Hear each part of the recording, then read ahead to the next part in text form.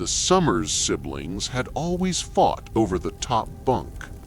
Ethan, 14, usually won. His sister Lily, 11, didn't mind the bottom. She called it her cave. But that night, the house felt wrong. The kind of wrong you can't describe, only feel. The wind outside was dead still. The air inside the room felt too cold, like someone had left a window open, though none were. Ethan had just turned off the lights when he heard it. A soft voice from below.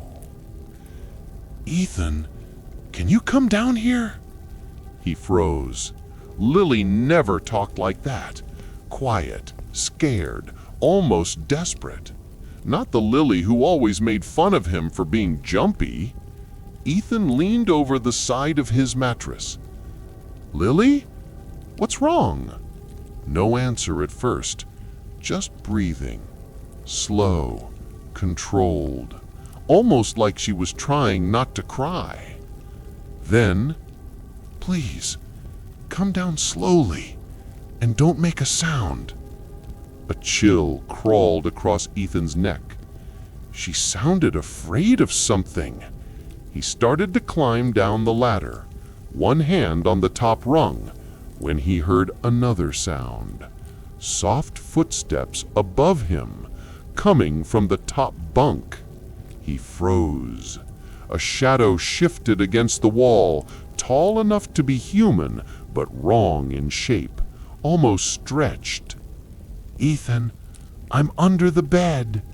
His heart stopped. Lily wasn't on the top bunk. She was below, calling up to him. Then, who was on his mattress?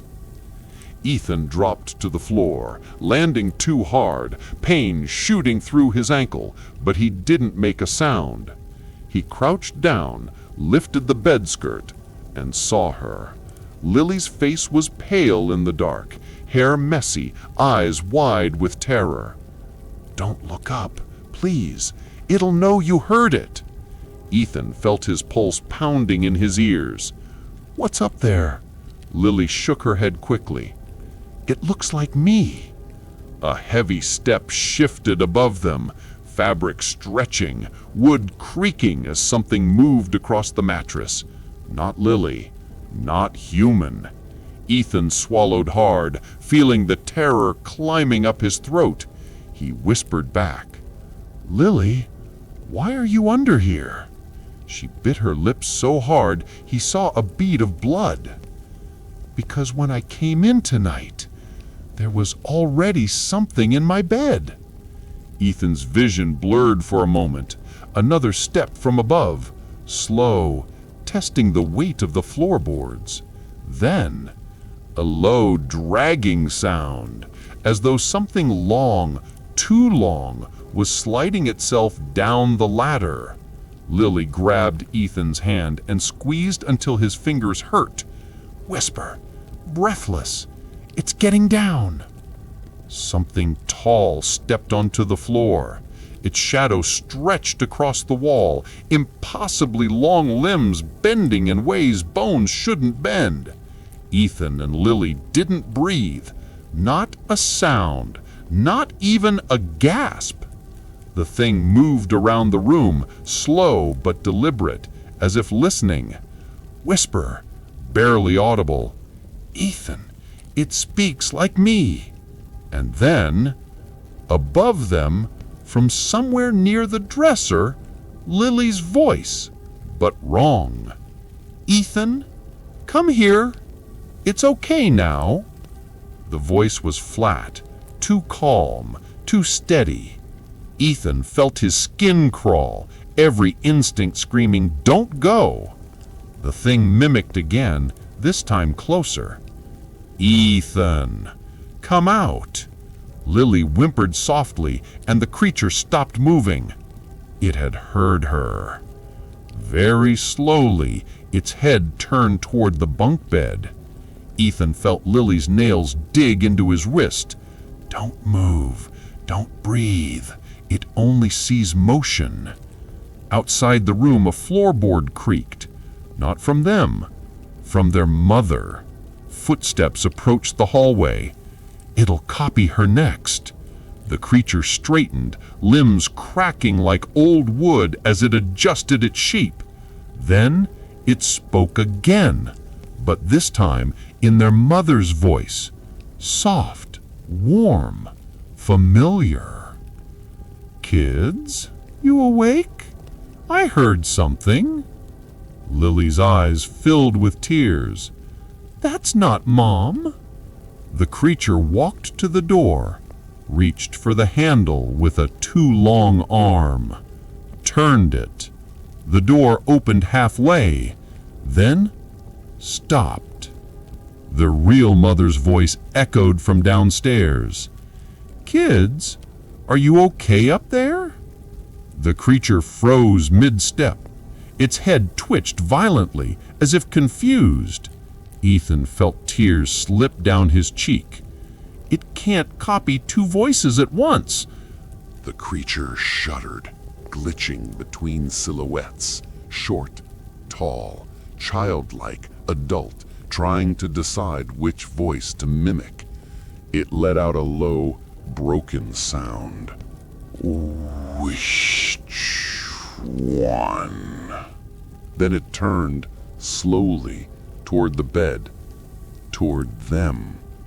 It began crawling toward the floor, joints bending backwards, hands dragging against the wood like nails. Ethan grabbed Lily. "We have to run." Lily shook her head wildly. "It's faster than us." The creature reached the edge of the bed. Its face lowered.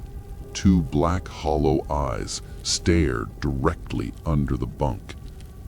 But it didn't attack. It was waiting, studying, learning. Ethan felt something deep and primal rise in his chest, fear so strong he wanted to scream, but his voice refused to come out. Then, their mother's steps started up the stairs. The creature's head snapped toward the hallway. Decision made. It darted to the corner of the room faster than a person could blink, bones cracking, limbs folding, curling into the shadows, molding itself into a shape like a coat hanging. The real doorknob turned. Their mother stepped inside, sleepy, confused. "Kids, why are the lights off? I heard..." Words cut off. Something stood behind her. Something tall. Something with her shape. But not her. Ethan's breath hitched. "Mom, run!" The creature unfolded behind her, rising, stretching, copying her face with a horrible smile that didn't belong on any human. Their mother turned and saw it. She screamed. The lamp exploded. The room went dark. Ethan didn't remember running. He only remembered Lily's hand in his, the cold night air as they burst outside, the neighbors' lights turning on, sirens, voices, chaos.